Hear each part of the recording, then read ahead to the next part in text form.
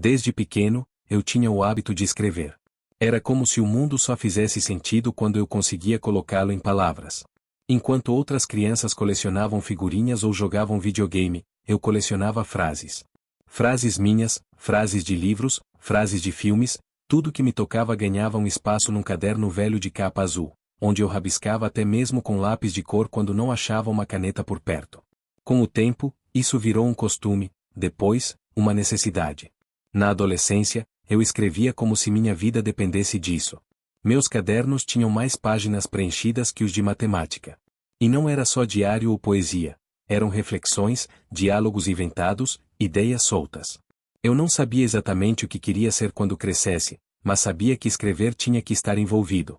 E foi nessa fase que eu conheci ela. Linda, espontânea, cheia de presença. Daquelas pessoas que entram num ambiente e fazem parecer que a luz do lugar mudou. Me apaixonei no primeiro sorriso.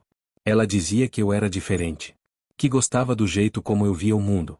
Que se sentia segura comigo, porque eu a ouvia como ninguém mais ouvia. E, por um tempo, eu acreditei que ela entendia minha essência. Nos primeiros meses, ela até achava fofo eu andar com um caderno na mochila. Chegava a brincar, o escritor chegou, sempre com um tom carinhoso. Mas bastou o tempo passar, e os boletos aumentarem, para essa admiração virar crítica disfarçada de preocupação. Você é inteligente demais para perder tempo com essas coisas, ela dizia, enquanto eu mostrava uma frase que tinha anotado durante o ônibus lotado. Já pensou em fazer um curso de verdade? Algo que te dê estabilidade, vinha logo depois. E, por mais que dissesse com suavidade, por mais que jurasse que era por amor, no fundo doía. Porque eu sabia o que ela realmente pensava, que aquilo tudo era bobeira. Mas eu insistia. Escrevia à noite, depois do trabalho. Tentava conciliar o emprego num call center com meus textos. Lia sobre marketing, redação, storytelling, tudo que pudesse me levar a algum lugar. Cheguei a criar um blog, ninguém lia. Depois, um perfil no Instagram, meia dúzia de curtidas. Mas continuei. Ela começou a se irritar com o tempo que eu dedicava a isso. Reclamava quando eu dizia que não podia sair porque estava escrevendo. Ficava incomodada quando eu me recusava a apagar um post com texto demais. Chegou ao ponto de dizer que isso me fazia parecer carente, como se expor sentimentos fosse sinônimo de fraqueza. Ainda assim, segui. Porque escrever era o que me salvava dos dias difíceis. Era o que me ajudava a entender o mundo, inclusive ela. Quando finalmente consegui meu primeiro trabalho como redator freelancer, ela nem comemorou. Disse que aquilo era instável, que era melhor eu continuar tentando um cargo fixo, com carteira assinada. Que essas coisas eram moda, passageiras. A verdade? Ela tinha vergonha de dizer aos amigos que o namorado queria viver de palavras. A gota d'água veio quando eu recusei uma proposta de promoção no call center, uma que me obrigaria a trabalhar 12 horas por dia, porque isso acabaria com o pouco tempo que eu tinha para escrever. Ela surtou. Disse que eu estava preso em uma ilusão. Que estava sendo infantil. Que meu sonho era bobo demais para justificar tantos sacrifícios. Terminamos naquela semana. Ela terminou comigo como se eu fosse um peso que ela finalmente estava tirando das costas. Eu não implorei, nem discuti. Apenas senti um vazio enorme se abrindo, e ao mesmo tempo, um alívio estranho.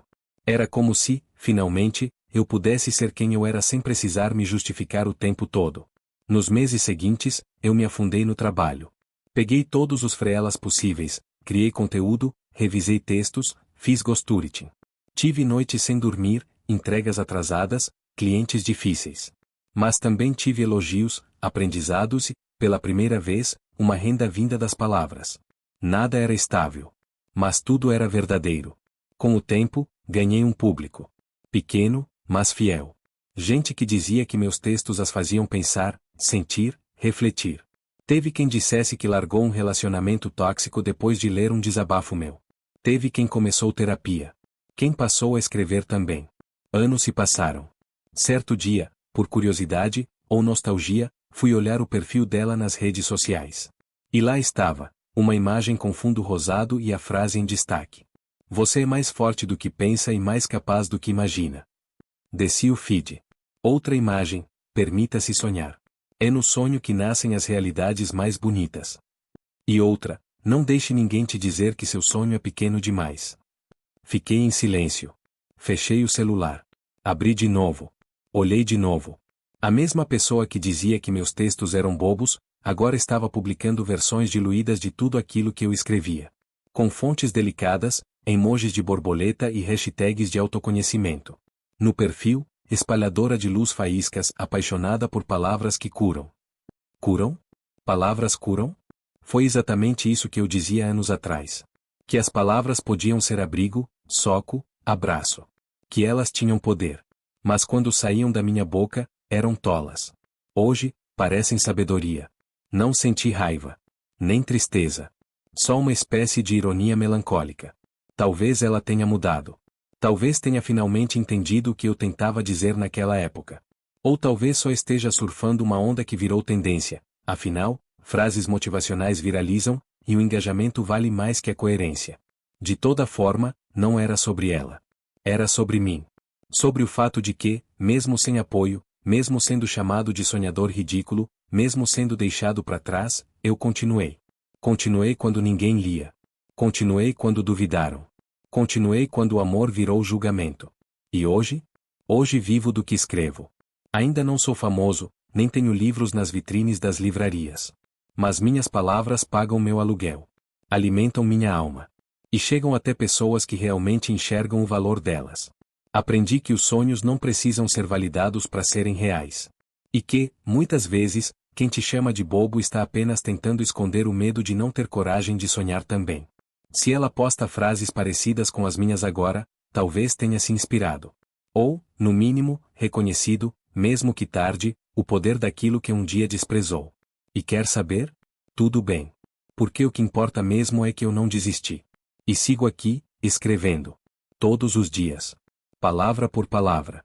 Como sempre foi.